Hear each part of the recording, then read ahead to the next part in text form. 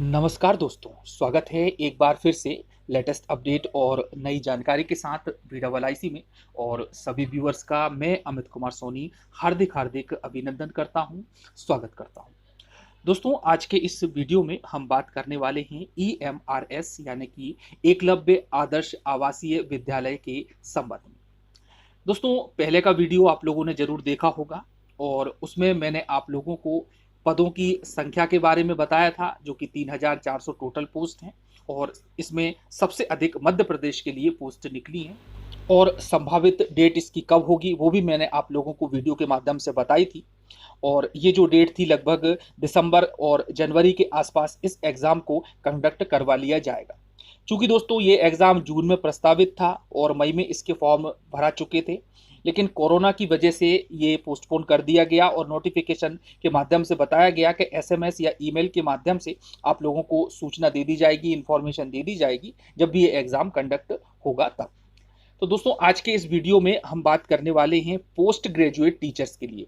हालांकि मैं principal, vice principal और टीजीटी के लिए भी अलग से वीडियो बनाऊंगा, लेकिन आज का वीडियो पीजीटी के सिलेबस के बारे में है, जिसमें हम मोटे रूप पर पैटर्न देखेंगे सिलेबस का, प्लानिंग ऑफ मार्क्स की बात करेंगे जो कि नंबरों के वेटेज पर आधारित रहेगा, और उसके बाद में नियम और निर्देश क्या क्या लागू होंगे इस एग्जाम के लिए, यानी कि डायरेक्शन एंड रूल्स क्या क्या रहने वाले हैं, इसके संबंध में इस वीडियो में चर्चा करेंगे। तो आइए दोस्तों, चर्चा करते हैं पैटर्न ऑफ सिलेबस और वेटेज ऑफ मार्क्स की।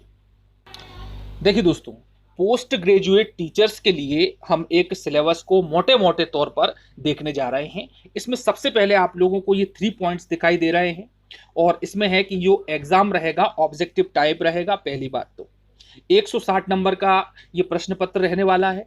दूसरा पॉइंट है पर्सनालिटी टेस्ट या इंटरव्यू, ये 40 मार्क्स का रहेगा और इस प्रकार से टोटल मार्क्स कितने हो गए, 200।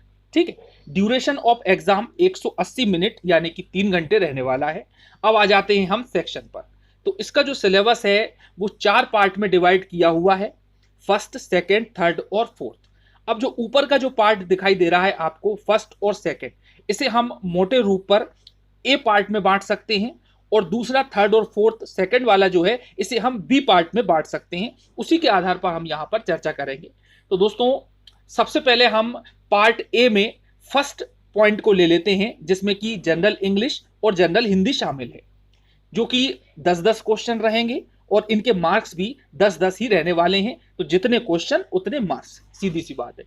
सेकंड पार्ट है इसका general knowledge and current affairs, analytical ability, numerical ability, computer literacy. इसमें 10, 15, 10 और 5 मार्क्स रहने वाले हैं रिस्पेक्टिवली। ठीक है। उसके बाद हम आ जाते हैं पार्ट बी में। पार्ट बी में भी 2 पार्ट हैं, थर्ड और फोर्थ। तो टीचिंग एप्टीट्यूड एंड पीडेगोजी, यानी कि जिसमें चाइल्ड डेवलपमेंट वाला पोर्शन रहेगा, है ना, शिक्षण शास्त्र रहेगा। तो ये 20 मार्क्स का रहेगा और 20 ही इसमें क्वेश्चन रहने वाले हैं।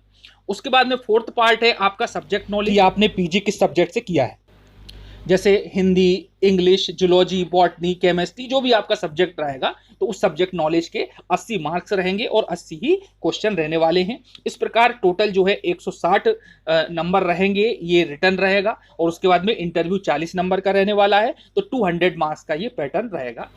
और दोस्तों, जैसा कि मैंने बताया कि 1 marks shall be awarded to every correct answer, यानी कि 1 प्रश्न और 1 अंक। और दूसरा महत्वपूर्ण पॉइंट है कि नेगेटिव मार्किंग। तो इसमें नेगेटिव मार्किंग कितनी होगी, वो होगी 1/4, यानी कि 0.25 marks shall be deducted for every incorrect answer. ठीक है। यदि आप गलती से आंसर गलत लगा देते हो तो आपका 0.25 मार्क्स कम हो जाएगा। क्लियर। चलिए, ये आपका सिलेबस का मोटे रूप में मैंने आप लोगों को पैटर्न बता दिया है, उसका वेटेज बता दिया है। और इसके बाद अब हम आ जाते हैं इसके रूल्स एंड रेगुलेशन पर, इसके दिशा और निर्देश पर। देखिए दोस्तों, पहला पॉइंट है कि the exam will be online objective examination, objective type रहेंगे। दूसरा पॉइंट है there will be 2 parts in EMRS PGT exam, 2 भाग होंगे। तीसरा पॉइंट है question paper will be of total 160 marks, 160 अंकों का होगा। चौथा है कि पार्ट 1 में general knowledge and current affairs, computer, reasoning ability, quantitative aptitude, Hindi and English रहेंगे। और उसके बाद में जो दूसरा पार्ट दिया हुआ है वो पार्ट रहेगा teaching aptitude and subject concern having 100 question with 100 marks. तो ऊपर वाला पार्ट 60 अंकों का और दूसरा वाला पार्ट 100 अंकों का, इस प्रकार से 160 अंक होंगे।